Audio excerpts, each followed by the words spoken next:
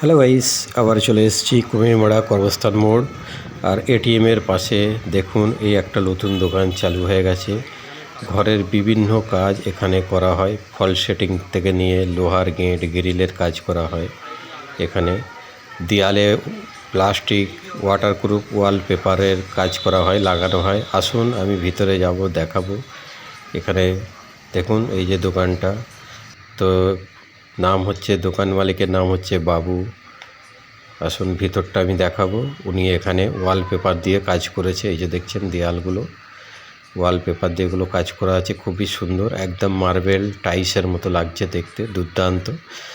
তো যেসব বন্ধু ফ্রেন্ড আছেন যারা কাজ করাতে চাইছেন অবশ্যই চলে আসবেন এটিএমের পাশে বাবু ভাইয়ের দোকানে।